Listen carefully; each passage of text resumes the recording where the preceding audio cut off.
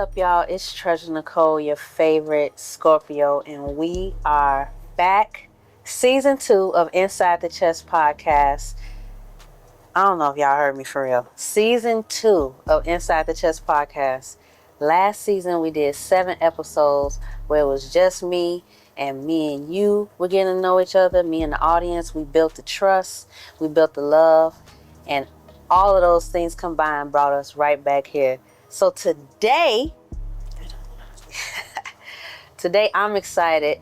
I'm a little nervous, and it's good. It's always good to be nervous because it's a sign of humility, right? That's what I was once told. But I'm a little nervous because now I don't have just anybody in the building with me. I got a queen in the house with me to start season 2. Orchid. Y'all give it up for Orchid. We're going to have some claps or something. We're going to put some claps. We have 290 put some claps in for us right there. What's going on, Orchid? Nothing too much. Nothing too much? All things great, that's for sure. Yeah. We're going to get into it. But before we do, as you all know, the theme song that you just heard is the official theme song for the Inside the Chess Podcast.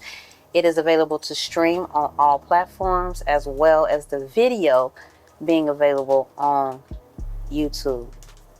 The title of today's episode is Heartbreak Hotel. Feeling that? Heartbreak Hotel. Now listen, y'all. As you all know, for those who are just tuning in today, this being your first episode, first of all, we just want to say welcome to Inside the Chess Podcast.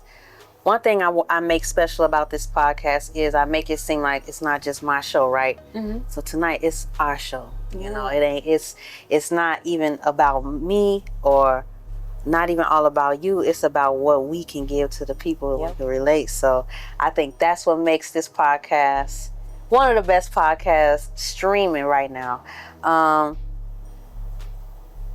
picked the title Heartbreak Hotel because if you notice on all my other episodes, my titles are R&B songs, right? I like that. And I did that because not only am I an R&B singer, but I also consider myself to be like a connoisseur of just music in general, especially R&B.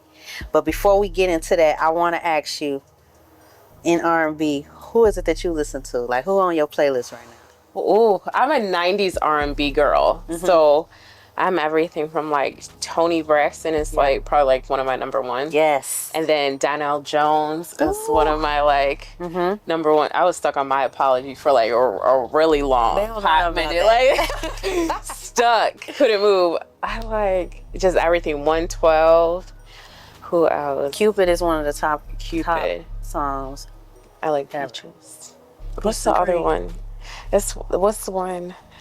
And it was like a real nasty video. Probably even shouldn't have been watching it. Wait, at that time. Damn, how did I forget that? That's like my number one. Is it I can love you on the shower? Yeah. That's Anywhere. Yeah, that's number one. Yes. But yeah, I can go 90s R&B all day. John B is in that category with that. Yeah. Oh, so you could kick it here, man, because my audience, they know music, they know arts, period, and that's like a third of what I like this show to be about, just about our artistic experiences. Even if you're not a singer, even if you're not a dancer, you go on. We're gonna definitely get into that, but you've been on many platforms speaking about your experiences and things like that. So to me, that's an art. That's an art. Yeah. The art of public speaking. Everybody can't do it. Yeah. And everybody can't do it. Some people shouldn't be doing it. Yeah. There's some podcasts that should not be podcasts. I'd be like, oh, Lord, don't guide the people that wrong like that.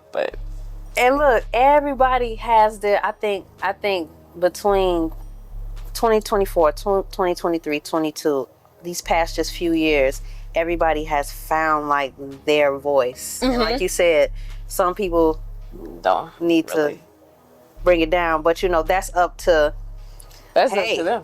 Whatever if you like it, I love it. Be great. Yeah. So we're gonna get into it, y'all. First I want to talk about this though. You introduce yourself, or I introduce you rather, as Orchid. So is there any like symbolism behind your name? Because I know orchid is a flower, correct? So talk about that real quick for me. So where did that come from? That really stemmed from like my business. Like I had a different name for my business when I first like created my LLC and did all that.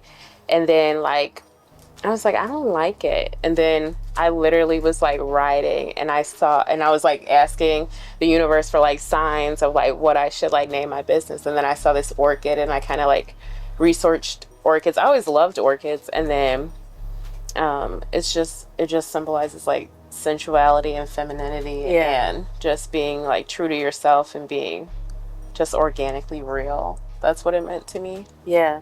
And isn't that rare, right? When you say it represents femininity. I think so many of our women today, they kind of stray away from the feminine energy because of whatever they feel like the world is requiring of them at the time, as far as being their role in a relationship and things like that. So when it comes to that, to the divine feminine, did you always have confidence in your feminine, or like always? This was like ingrained in me since birth. I prefer to be a soft girl. I don't have to be hard. I don't need to like compete with the man and have power and be all like I tell you what to do. I prefer to be led by a man that's worth following. Yeah. And man, you're so rare and so unique, right? Because we've watched so many different podcasts where it's kind of been like a man versus women thing. A battle.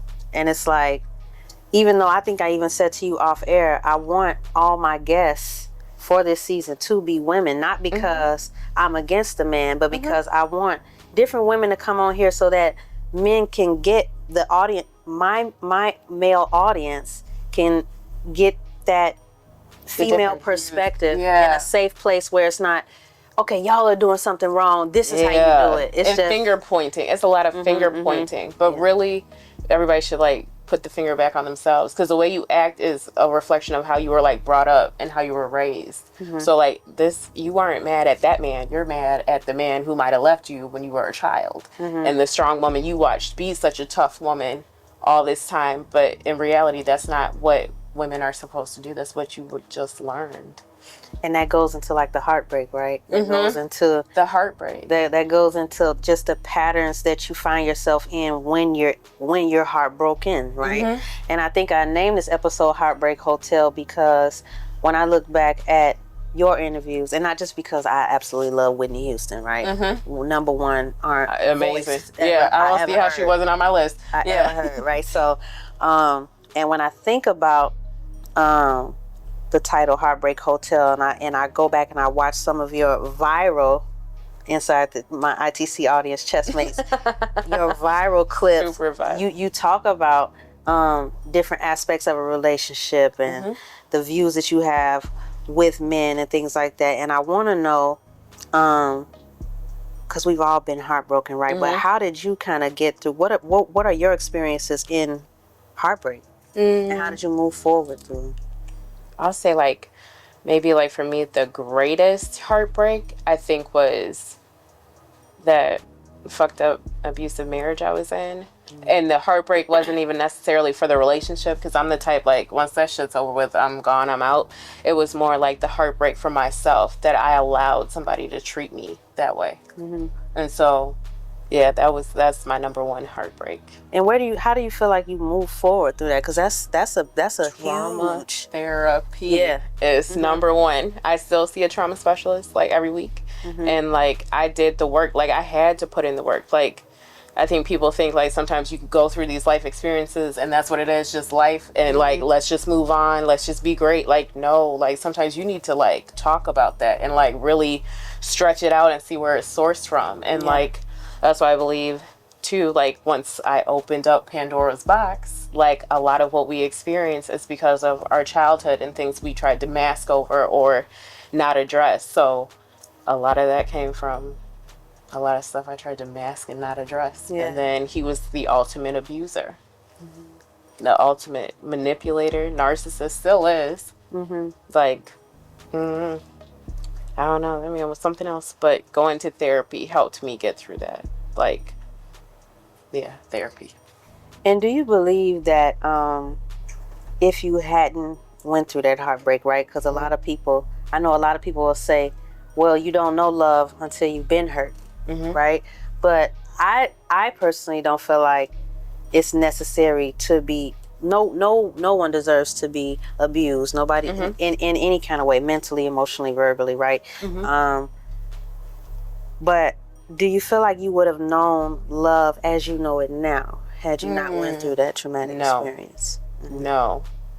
Because after I did the work to like heal myself, then like dating afterwards was totally fucking different. So like if I noticed one red flag or I didn't like the way you fucking spoke to me, done. Like I'm done with it. I would even, because then I learned through therapy communication, because sometimes you could help somebody by showing them like what traits they have that are not appropriate. Yes. So I would give them the explanation as to why this wouldn't work, and they'd be so confused. And I'm like, it's because you've been living like this for forever and nobody's told you, but I'm good. Like, that's enough. Yeah. So when I met my little honey bunny, like it was the right time. It was the right time. I had a relationship before I met him. It was at the wrong time. I still wasn't all the way there yet. I still wasn't all the way healed yet. So I feel like I kind of, I don't want to say ruined that myself, but I wasn't ready. I wasn't ready to be 110% committed. So while I was still like in my little hurt, I would cheat because I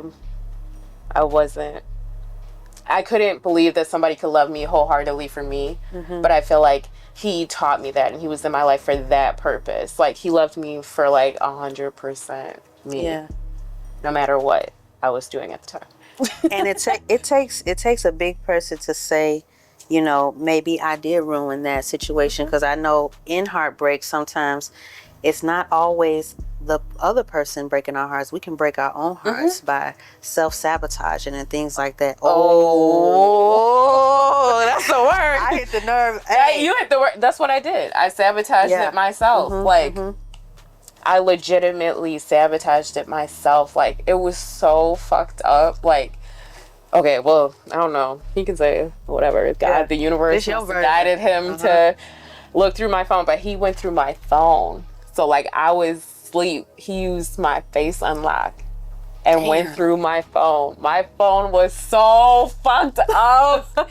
So fucked up. Like, so fucked up. It was you know how, what did DMs say? It was tiny. Look, it was so many. Ooh, that's what it DMs was so many dudes. And then I think what was so fucked up is I had took pictures that were exclusive for him. They were exclusive for all. Like, there was no exclusive shit. Like, I fucked up. Like, when he said I went through your phone, all I said was, I was like, swear to God. Because I was like, if he said that, like, I knew he was 100% real, true. Yeah. He was like, I swear to God. But he was so calm. It scared me because I was like from past trauma, I'm like, damn, is he finna like beat my ass? Like, what the fuck is finna happen? Because I would beat my ass if I saw that. So I was like, so what do you want me to do? You want me to like leave? Or like what? And he was like, you don't have to leave, because it was like the middle of the night. Right. But yeah, it was never the same. Wow. Never the same. And then just talking about that, like, right, like going into our phones, and that's like trust too. That's like, trust. And I think I heard you. I think you said you kind of were cheating because you felt like you didn't deserve certain love, and it's like, do you feel like,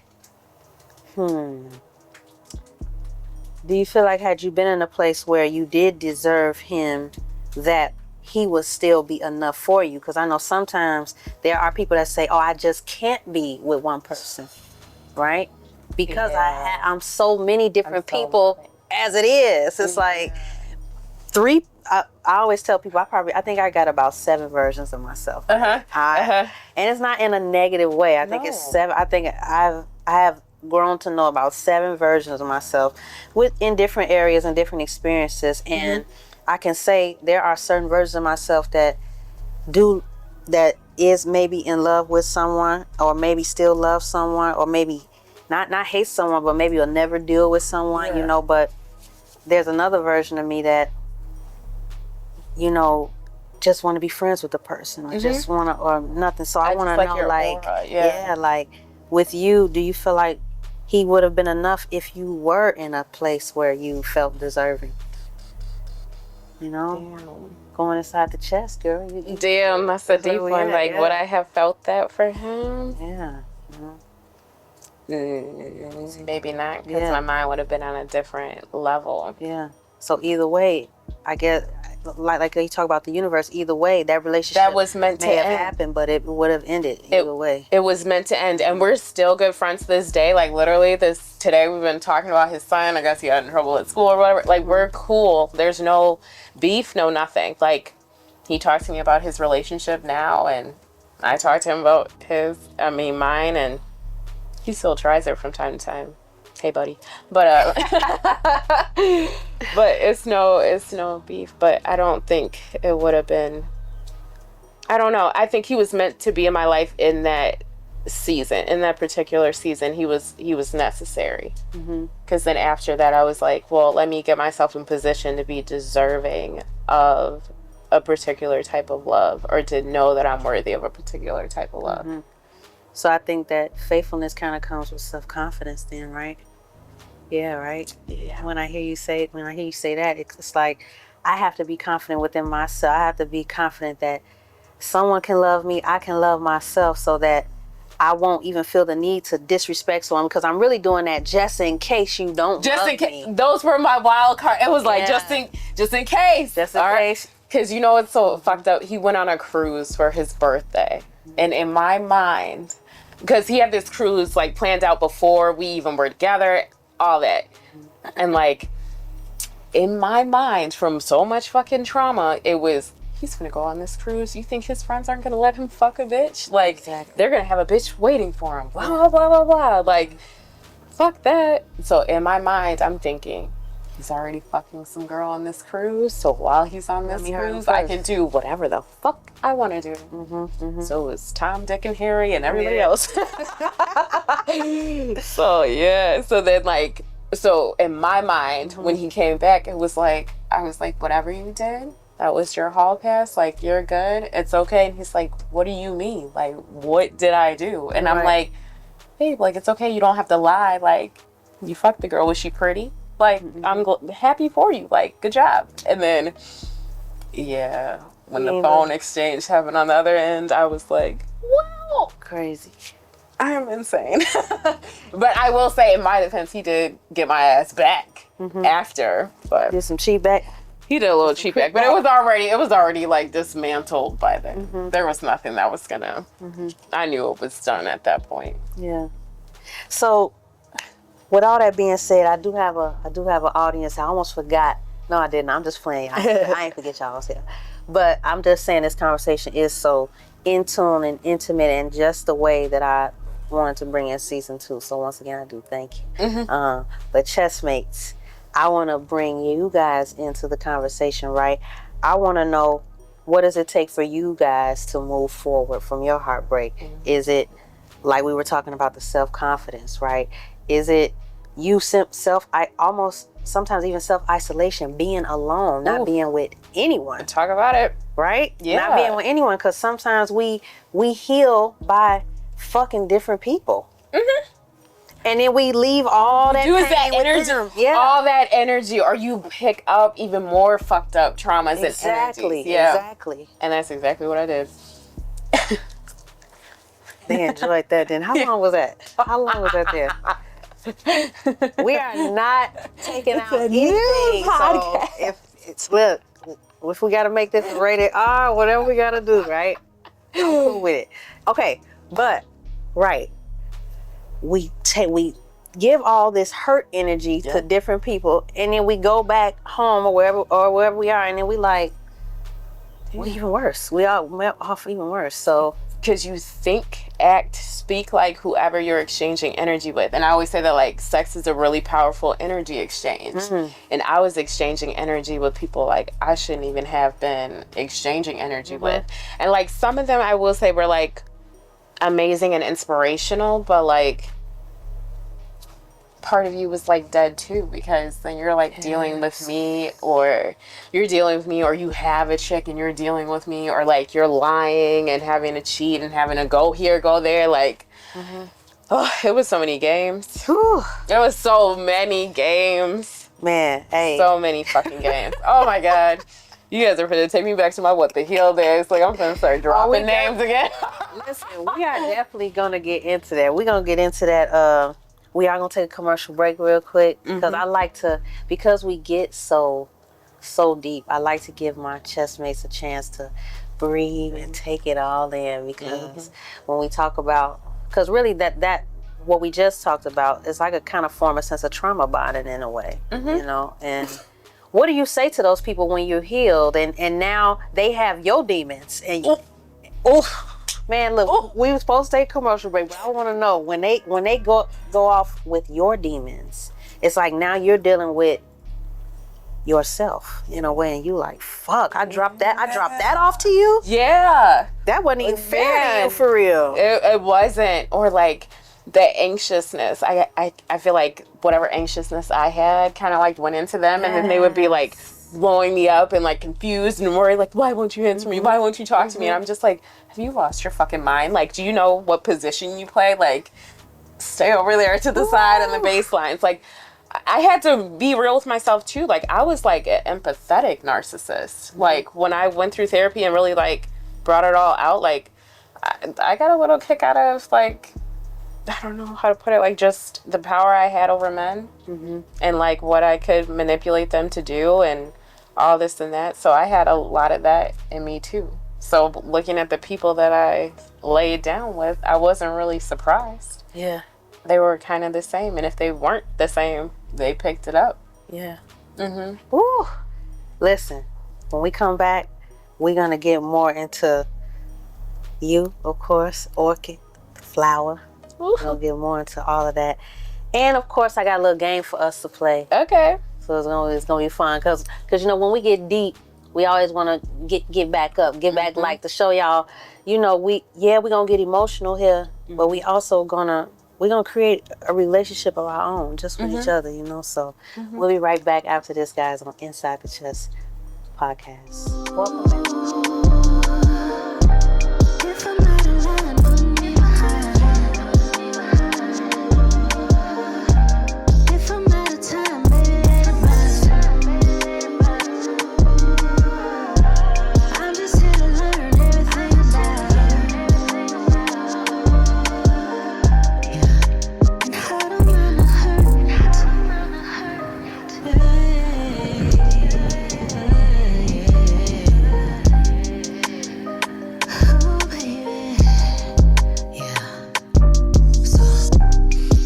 Welcome back, guys, to Inside the Chess podcast. I am Treasur Necole, your favorite Scorpio, and we got Miss Orchid in the building, Queen Orchid in the building. We started off strong. Yeah, we started off. Yeah, we hit them real good. We started off strong. We almost didn't even go to commercial break, guys, because it got that good. And I want to encourage you all, if you are just tuning in right now, go back and watch season 1, so you can know how we got here, how whatever energy from season 1 attracted you here to be on season 2. We want to keep that going and make that even stronger. Yeah. But I want to get more into you. I want to get more into you, as if we haven't already, right? But more of what you have going on, more of kind of how this makes sense. You being here today. I met you on Treehouse podcast. Yep. Treehouse show. Shout out to Gartasia. Yeah. We love Gartasia. Yeah. Yeah. He gave us such a huge platform. That was my start. Was there. Yeah. And I think when I saw you, it was like your second time being there. And look, I'm like second, third, fourth, fifth. Yeah. I think, or you had been there before, because, and I could tell you had been there before because of how comfortable you were with Gartasia. And me, I was kind of a little reserved because it was my first time being there, and I'm like, okay. And I saw how he literally takes key components of interviews and make them relatable all throughout and it's crazy. The audience that he reaches, and you had reached me with what you were saying. I think for me, I hear so many people talk and so many opinions that it's hard for things to stand out for me. But with you, I feel like what made you stand out was how real you were, was how candid you were. Everybody it's such a strength to be able to tell your story, right? And that makes sense on why you started your own podcast, right? Called What the Heal. So tell us about that. So I started What the Heal with like 2 of my girlfriends. Shout out to them, Izzy and Brittany. We're still cool to this day. Everything's still good. That started because I was doing this thing called like Boss Bitch Brunch or whatever. So like we meet on like Saturdays and have brunch together, and I cook and stuff like that. And then I'm just like, man, like we should start our own podcast, because I'm a huge fan of like B. Simone. That's what inspired me. She's like, love her, amazing. All her stuff is amazing. So I was watching her real heavy, studying her, and I was just like, I want my own, because I had such a story behind me, and I'm like, the world needs to hear this. The world needs to be like a part of this journey. And then so it started from there. And what a great name it was, right? What the Heal, like, because I feel like we didn't really normalize heal until recently. We didn't normalize healing. I mean, therapy was looked down upon, especially in our community. What black person going to therapy? Not so. You better go to Jesus. Yeah. Yep. Or go to somebody who will give you worse advice, right? Yep. Or a lot of the community has turned to the bottle, drugs, whatever, just to cope. And so when I see even the name, I was instantly interested. And when I started to look at all the clips on the Instagram and how honest you were being with your life, I'm like, I got to get her on here. Because that's really all. For this podcast, I always tell Mo, we're going to go on tour. We're going to go on tour soon.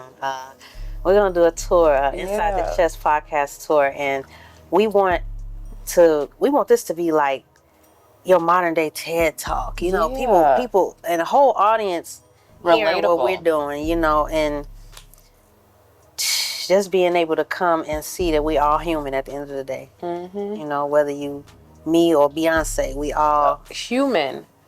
Everything's a human experience. Everything. So that takes us to, this is a new segment, right? And I'm trying it on you first. So you know, I'm popping the segment cherry here, right? And we're gonna talk about cherries in a sense of the word, because we know that you also did some cherry poppins. To keep it plain. Okay. So, but before we do that, I got this new game. It's called Trash or Treasure. Okay. Right? I like that. Okay. So I got this from there's a famous quote that says, one man's trash is another man's treasure, right? For sure. Exactly. And I wanted we in such this deep conversation, I just wanted to bring like a light game. I could ask you something as simple as ice cream, and you'll say, yeah, I treasure that, meaning, yeah, I want that, I like that. Or trash, no, I ain't feeling that. Or I can say, or I can go as deep and say poly relationships, and you could say you know what I'm saying? So this is just a little icebreaker, because I know the audience is going to fall in love with you. I know they will. I know after this, they'll go follow you on your platforms and be ready for what you have coming up. I'm confident of that. So I'm going to let y'all, we're going to break that ice, right? So the first thing I want to say, let's start with that though. Poly relationships, trash or treasure? I don't want to trash. I know how I can't trash them, only because even at my new whole stuff, like I can't trash them, because I feel like there is a purpose to poly relationships in a certain form if they're done right. So I'll treasure them. Orchid is treasuring the poly. Now that's gonna be a conversation piece on its own. The comments I know they're gonna go crazy. Yeah. And it's crazy that you said it in certain relationships the poly is. I want to get into that. It's not for everybody. Like I always bring up my daughter's dad. We were in a poly relationship for like a long time. Like even when I was married, I had a husband and 2 boyfriends. I always talk about that. And one of them being my daughter's dad, and then the other one being somebody I was with for a very, very long time. and everybody knew about everybody. I feel like my husband was more like, if I don't see it, I don't want to acknowledge it type. But like, shit, I was open. I would tell which one I was going to lunch with this one, and I'll be over there. And I remember one time I kind of fucked up. I got dressed and acted like I was going out with one of my boyfriends, and then I ended up going out with my husband because he was like, where are you going? And then got all weird with shit. But yeah. We need a book from you. Oh, Lord. If I wrote a book. We need a book from you. We need a book from Orchid. Y'all, hey, y'all heard it here first. So when that book come out, y'all say, oh, we know that from... I was wild. Yeah. Like, I was wild. But poly relationships, I do feel like they have a purpose. I feel like they're amazing economically. Oh, that's so bad to say. But it's true. They're amazing for that. They're amazing for like stability and relationships, even if you have kids involved and stuff like that. Like it did. My kids, like, it's two of them were their dads, and on the other one, they knew his uncle so and so.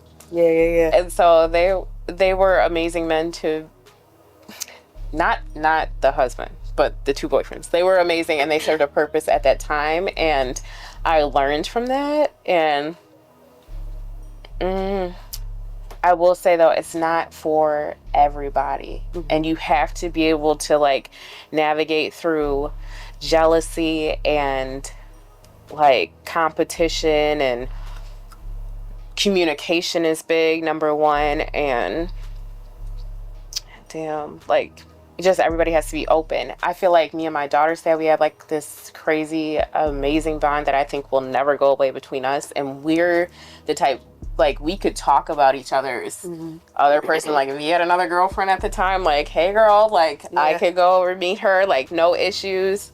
They just seem to never stick around because of me. But I'm not the issue. I don't give a fuck. Like, as long as you treat mine good, and I'm fine. But I feel like you have to have that openness. Like, I like for people to be raw and real around me. Like, be yourself. Like, why are we faking? If you want to, like, sleep with other people, like, tell me that so I know, and we know how to all protect ourselves and be on the same page. I'm more of that.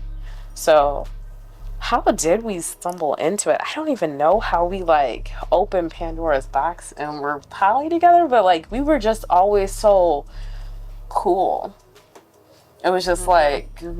natural. It just, like, happened. And then with my other boyfriend, him too, we could just talk about anything and discuss anything. Like, I even knew when he had, like, a girlfriend, fiance, or whatever, and it was shit. She would put gas in my car. Shout out to her. But it was a whole...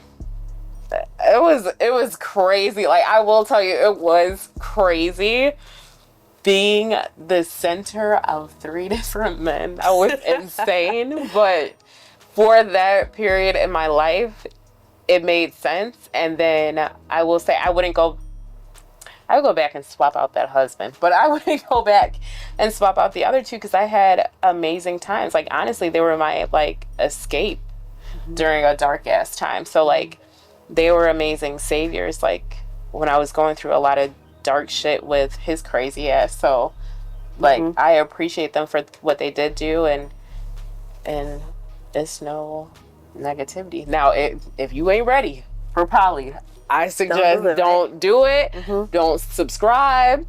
You cannot do it just because your person is into it. Like, you will not last. One of my boyfriends, actually, he had, like, a mental break, like, behind it. Like, he wasn't good and had to go to, like, this faraway camp thing. Like, he was a truck driver, so he, like, crashed one of his trucks behind some shit with me. Like, it was a little crazy. So I think he wanted to be okay with it because he didn't want to lose me. But I don't think that he was truly okay with it. And I think the number one breaker for him was my husband at the time. But he used to always say, he was like, if it was just me and...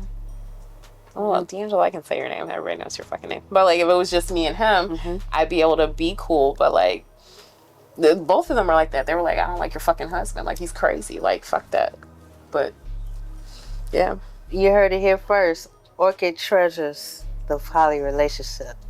I was in it for a long, long time. A long time. So I got another one for you. Trash or treasure? threesomes? Because when we talk about poly, right, we're talking about you being with them separately. Yeah, in my experience, in my mind, I had some rendezvous over them. That is so fucked up, but it is so true. I would think they have to know them, but like, I would have the nastiest, like the nastiest. It was a whole thing in my brain, but they knew. Like when I slept with one, they knew because I feel like we had open and honest conversations about sex, so they knew when their rotation was. Like it was almost like set days for certain people. So we trashing or we treasuring? Ooh, I feel like before I would treasure them, now I feel like I trash them. Trash the threesomes. Now I trash them. Only because I love my honey bunny and like I could never like that's my little booty. Yeah. So like I don't know, I love him like all to myself, but it's still in the same realistic realm that I don't own him. I feel like we kind of role play with threesomes a little bit, like yeah. So is it safe to say that a threesome sometimes for some people is based on the status of their heart with the person? If your heart is not with that person, then you probably can do a little something. But if you in it or deep, or you see yourself being deep forever, you can't watch someone else. I mean, it's hard. Yeah. No, so I think it's based on the heart. Yeah. See if you take part in something like that, right? So we don't say trash for now because you. Yeah. Now, have I had some threesomes that were fucking epic? Absolutely. Epic, she said. Epic. Like I've had, I've been around. I had some threesomes that were like epic. Like I've had me some female male ones. I've had some male ones. Like I've had some pretty epic times. So yeah. We'll say that for Inside the Chest after dark. Okay. This show comes on a Sunday evening. Amen. Power to the Lord. A good guy upstairs. Ooh, save me. We got one treasure and we got one trash. So we got the last one for you. Kids over 35. You have them? Fuck. Do it? Fuck no. Fuck no.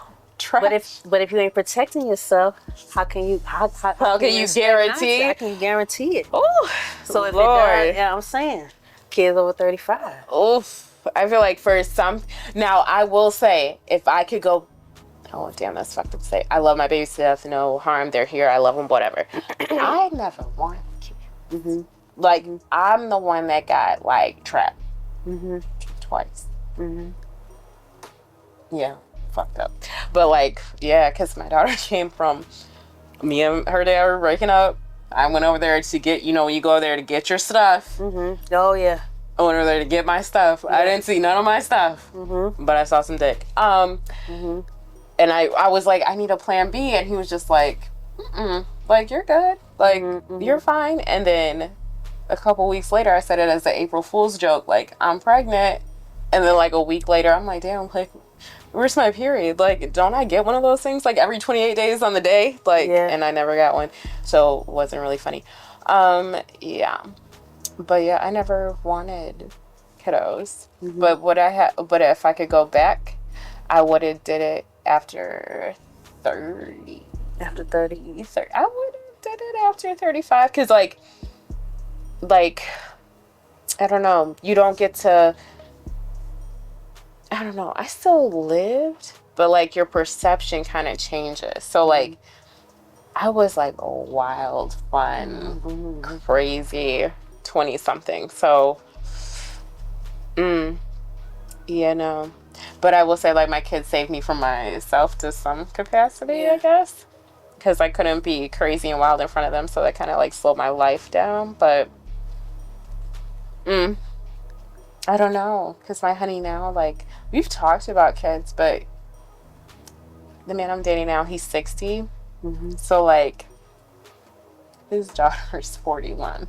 So, like, to me, I don't know if I would want a kid after 35.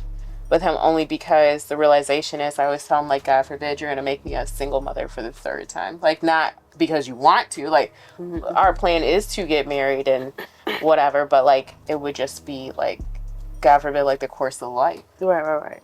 So I'm like, I don't know if I would want to, like, take on that by myself, because I could see him lasting to 80, because my boyfriend does not look 60 at all. I could see him lasting even to like 90. I will keep him young and high and fresh. Oh, and I will say nothing changes after. Let him hit the huncho then. Let him hit the 100 then. You'll keep him right.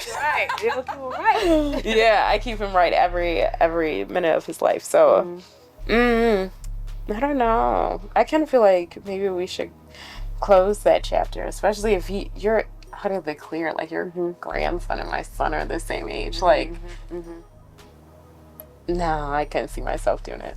Okay. So we got 1 treasure and 2 trash, right?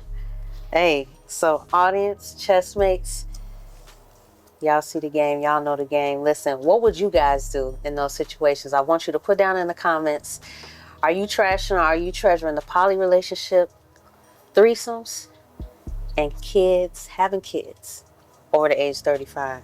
Now, these questions are going to be different. Every episode, they're going to be different depending on the guests, depending on the vibe, depending on the conversation.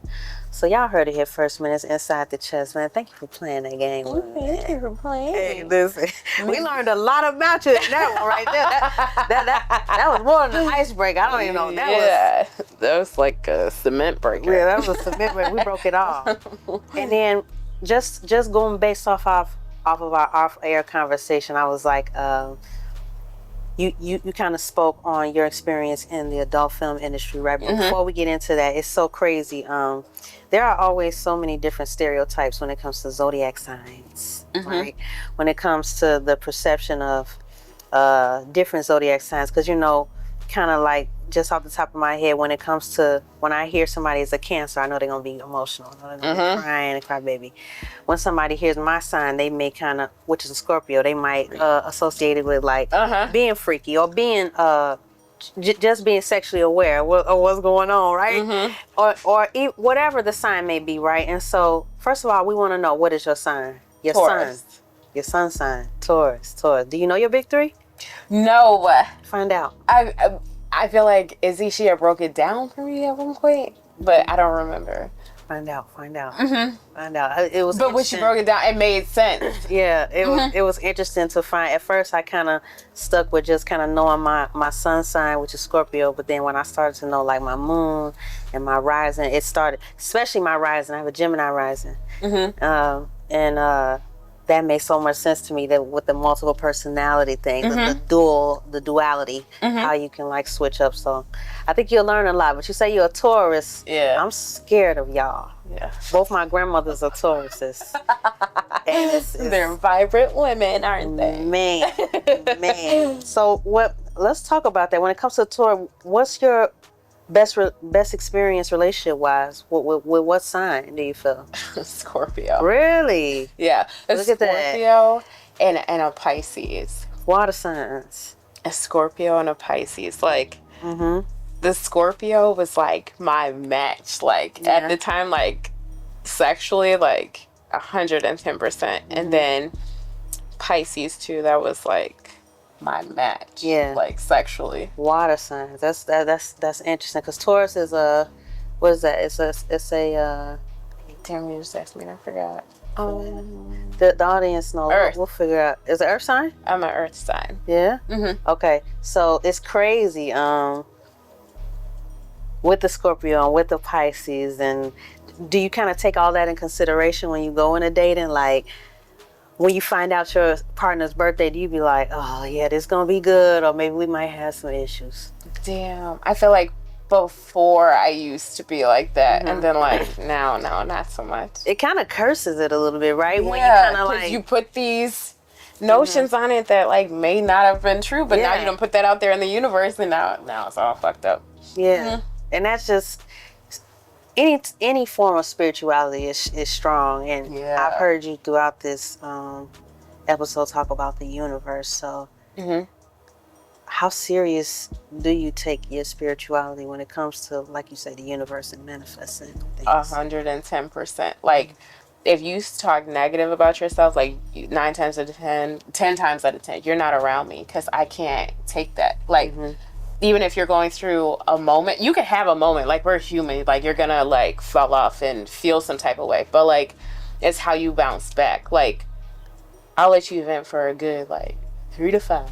And then like, what are we doing to change this? Change the narrative like around it and like uplift yourself. Don't stay stuck in a negative funk. So like, even like in my personal life, sometimes for my like certain friends, like my A1 day ones, love y'all, but like the negativity, I just want it to be like a little less. Yeah. So like, I distance myself, and then I find myself around creatives who understand Exactly the power of your words, and then my energy around creatives is like my true self.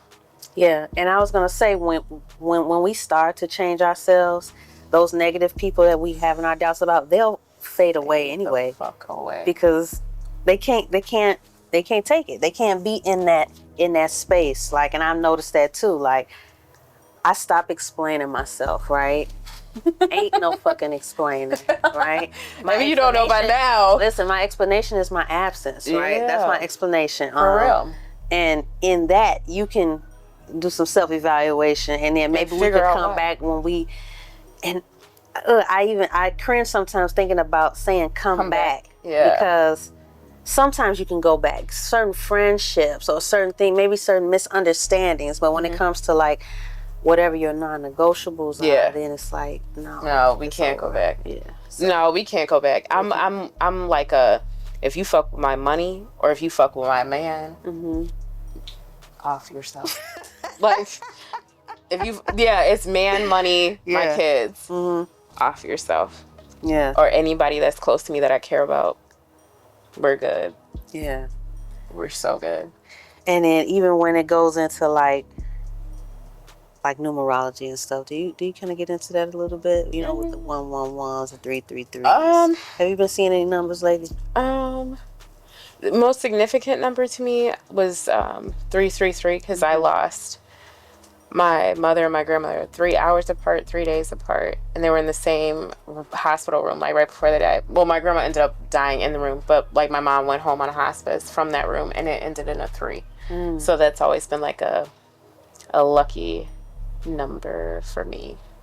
And it's crazy when we tie in all these things, the numerology, the astrology, the universe, God, and all these other things that we pull guidance from, and we realize like that's where we mostly learn how to love, how to treat people, how to talk to people even, right? And I think that's why you make such a big impact, because you are kind of spiritual in a way. Yeah. You know? Yeah, you're spiritual. Your story is strong. It may not have been a happy ending at the time, but it started such a great beginning. So it was just like, man, I love it. And I love you coming here. Yeah, I think that's why like my energy flipped, and I was more like, I need to be like more, I'll say like, I don't want to say like sacred with my body, make it sound so wholesome, but like I feel like I have like channeling, healing notions in this little beautiful thing I got going on down here. And like I did like the ex that I was talking about, like I healed him from cancer. I used to pray and manifest for him all the time, and we had sex all the time. And I feel like there's healing energies in being around somebody and changing their view on spirituality. So I got him to be pretty, not as spiritual like as me, but like to look into spirituality. Because I remember I was with him one day in the store, and like his oncologist called him, like his cancer doctor, and he was just like, I don't know what you're doing or like how, but like your scans are still clear. And he was like in stage colon cancer, same cancer that my mom died from. So even being around him was healing for me, to see it from the perspective of like looking inside the eyes of somebody who was going through it. So I think that relationship was like spiritual and healing all within itself. Like it served its purpose. I'll say that. Yeah. And it's crazy that you said you healed him from cancer. Mm-hmm. Because I really do believe that we as women do carry a healing ingredient in our bodies, which is why babies grow in there, which is why God decided to have a baby grow in the womb of a woman. Yeah. You know, it's beyond powerful. But on that note, we're gonna take our last commercial break, and when we come back, man, we're gonna get into what you have coming up, because we know you she about to get on a plane on me, y'all. Do you know she came here? I'm too honored. You came here before your flight, so that's different. But when we come back, we are gonna talk more. We're gonna wrap it up with Miss Orchid, Queen Orchid, and y'all already know where y'all at. Inside the Chest Podcast. You guys, I want you all to email me your questions as you watch the show, as you listen to what we're talking about, at insidethechesspodcast@gmail.com, or DM me on my Instagram at insidethechesspodcast. I love to hear from you. And listen, I read every comment, I read every email, and I'm gonna shout you out too, because this is not just a show for me, it's a show for us as a community. So let's go inside the chest. Yo, what's up, y'all? It's Treasur Necole, your favorite Scorpio, and we are back. Listen, the commercials that you guys are looking at in between our conversations, these are the commercials of what we're doing with our music, what we're doing outside of the podcast, with our music, with our videos, and all of that's to come, and that's already out. So, as much as you love the episode, I want you to follow up with those prompts in the commercial as well. But we back. We're back. Orchid. Oh, yeah. Now, you ain't looking at them DMs you told me about now, all right? And you know, you told me about some DMs. And I said, you know, this is Inside the Chest Podcast. And I always tell them, DM me if you got some questions or some comments, some topics. But how them DMs looking, Orchid? Tell me about that. What they looking like? Did you put them on mute? It's locked down? Are they still... I'm locked down. Are my DMs locked down? I feel like they still pull it. Yeah. And I try to like swerve a little bit. And then the craziest thing that I still have is like sometimes like some people who knew me from like my past life of like porn and stuff, they'll hit me up and like see like, oh, like you drop any new content, blah, blah, blah. And I'll just be like, what is content? They don't want you to grow. You right? Like, God damn it! They don't want you to grow. They wanna look you up. Oh no, I've still gotten cash apps for things and vids and pics and blah blah blah. So how does that work in a relationship though?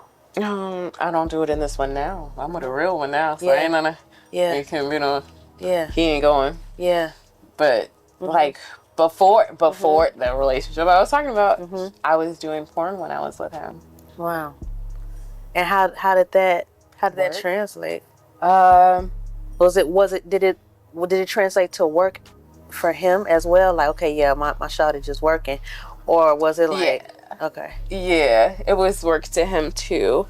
I think he was like hurt because in the beginning I didn't tell him.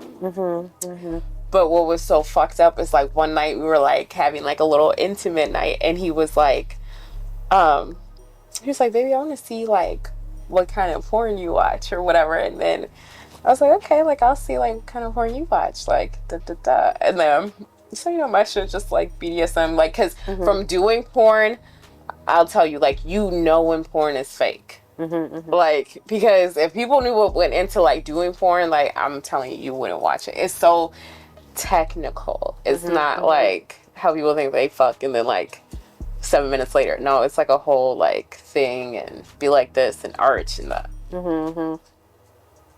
So dramatic.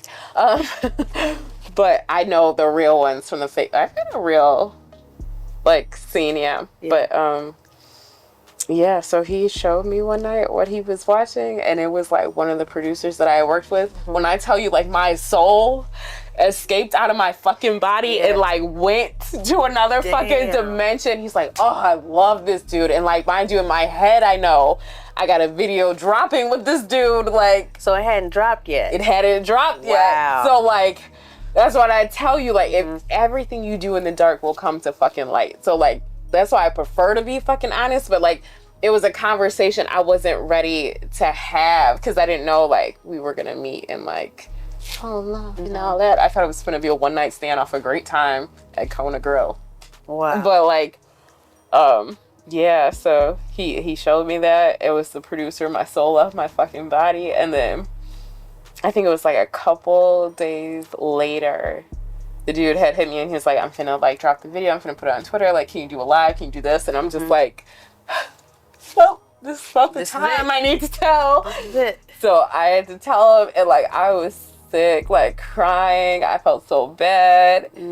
He was trying to figure like why, like what happened, like is it me, like what do you need? And I'm just like, no, like this is my life right now. So yeah, we were able to stay together. Like I feel like we had rules, like soft rules. Like he never wanted to really see me after a shoot. He did once, but like to make it clear, I only did mouth porn. Okay. I never did vaginal or anal porn because those were my fun spots. So that was always on reserve. I've done stills, but that's not the same. That's like me playing with myself in different pictures and shit like that. But yeah. So yeah. So when we talk about the adult film industry, right, and we correlate it with our episode talking about Heartbreak, right? Yeah. How do you turn that off? Like, how do you? I'll tell you, like, there's a lot of broken souls in porn.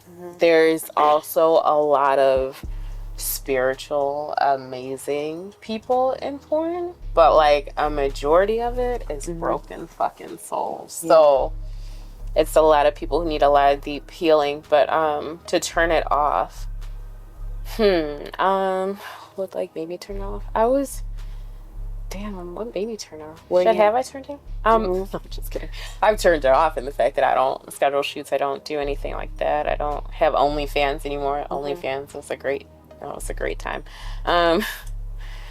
But damn, how like, do you explain it? Like emotions off, like your emotions. How do you, when you go into your job? Do you say okay? Because as we talked about earlier, sex is a powerful thing. So your body can't tell if this is something that you're getting paid for. Your body doesn't have that intellect, like, oh, I'm getting paid for this. All your body knows is being mended with another body, and whatever happens in that moment, you're gonna take away from that as well. So how do you kind of like turn that off, turn it on, like your emotions, your heart, from not getting hurt? Because you might be like, damn, you might have started like the person you did a scene with. Like low key, I'm not gonna lie. Yeah. I feel like he knows who he is because we were just kind of epic. I had one like that. Like it was just such a vibe. Like our energy, and then he had a very great member on him. So and it was like fun to do. Yeah, it didn't feel like work. Like I had to channel that on my head, but but we were vibey. Like even after scenes, like we would just like sit around each other and like chill and have these really dope conversations. But I think it was a vibe check for me. But like to isolate and dissociate, like I couldn't talk to people in like my personal life before I went to a shoot, so I was already isolated in my own head to like block off anything. Plus two, I'm one of those rare women. I can have sex without emotion attached, and that's a trauma response.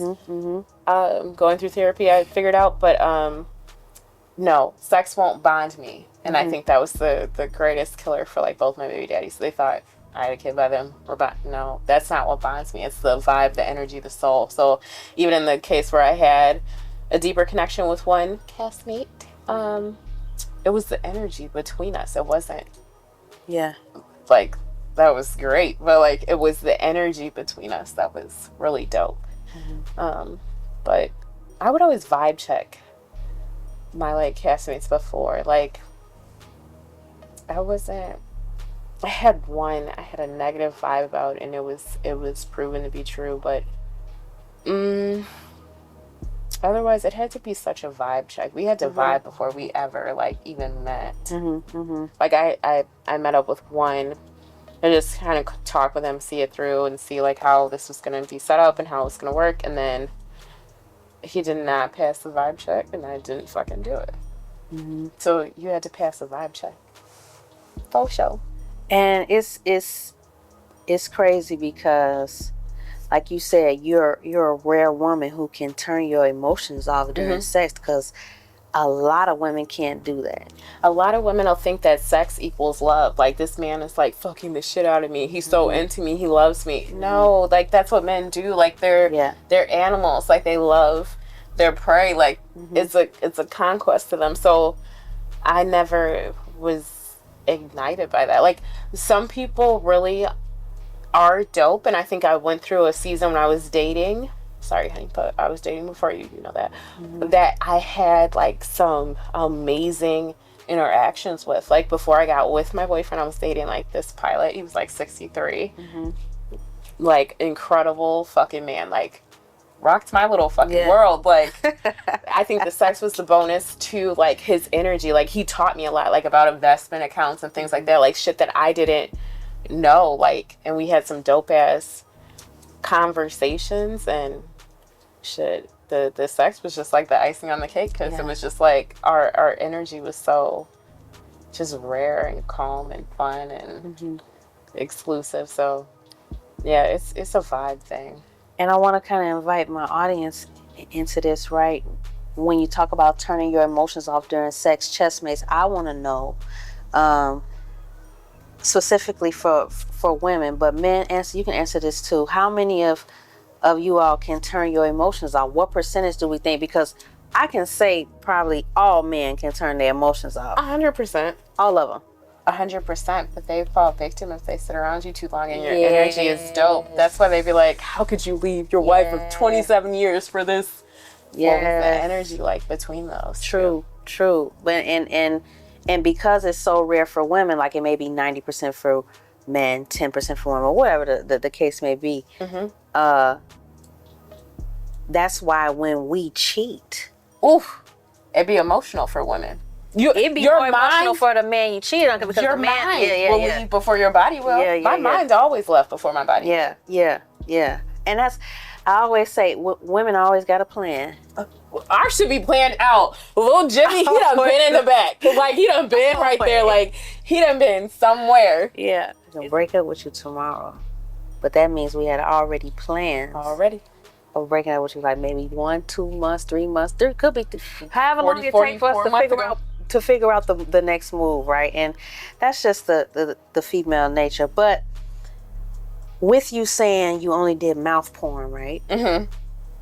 It's such a ironic thing of how you went from being in the adult film industry, as you say, only doing mouth porn, turning it into being sort of a public speaker, right? So it's like you've always found a way to use your mouth.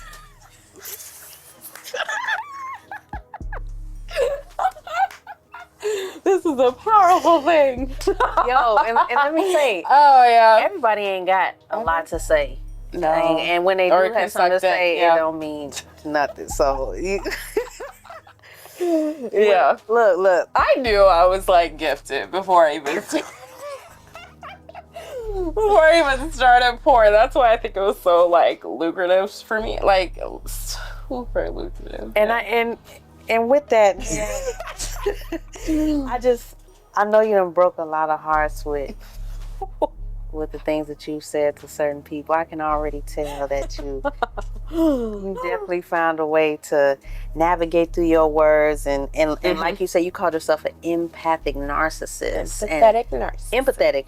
Empathetic narcissist. And so it's like, you know this topic more than anything, because it just takes willing the risk to love, the risk to live through things and keep going forward, to be able to sit here and talk about them, right? So I think too, I'm more real with myself. So like, can't nobody say no shit about me that I won't say about my fucking self. So if somebody ever came back and was like, ain't that the same bitch that ended? Yeah, ended. Yep, sure did. Did you like it? Because you had to be a fan, because you had to purchase it to watch it. So did you like it? Exactly. Mm-hmm. And with that, man, Orchid, I want you to tell the people where they can find you, because now they really want to find me. Positive. They're going to want to find you after this. So go ahead and tell them for me. Okay, number one place to find me is Instagram. It's going to be Orchid Kiss, ENT. So that's ORCHIDKISSENT. And that's really where I hang out. And then all my links are in my bio, so you'll catch everything from that. And my new podcast will be coming soon, so watch out for that. It's my solo thing that I'm going to do with myself. So that's number one to watch out for. And yeah. And TikTok too, Orchid Kiss, ENT. Yes. Everything's Orchid Kiss, ENT. So you'll find me. You find one, you find them all. You find one, you'll find it all. Yeah. And I want you all to definitely, after this episode, I want y'all to follow her. Y'all get on social media every day. It takes 2 seconds to follow.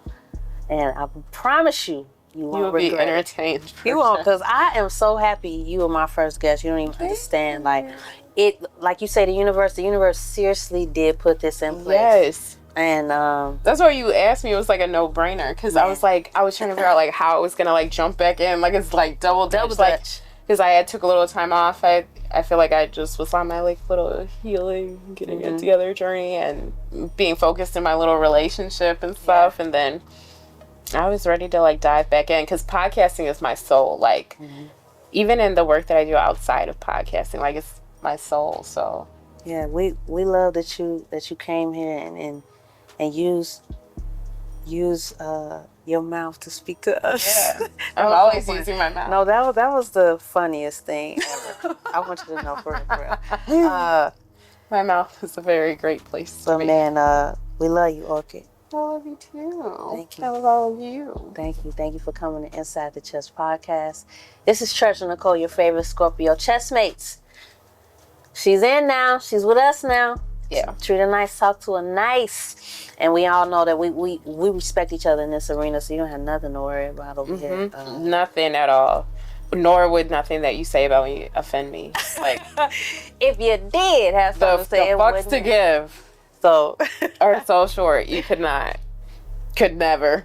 Can y'all please show us some love, man? We're gonna put some more claps right here. We're gonna do something. And thank you for joining us inside the Chess Podcast.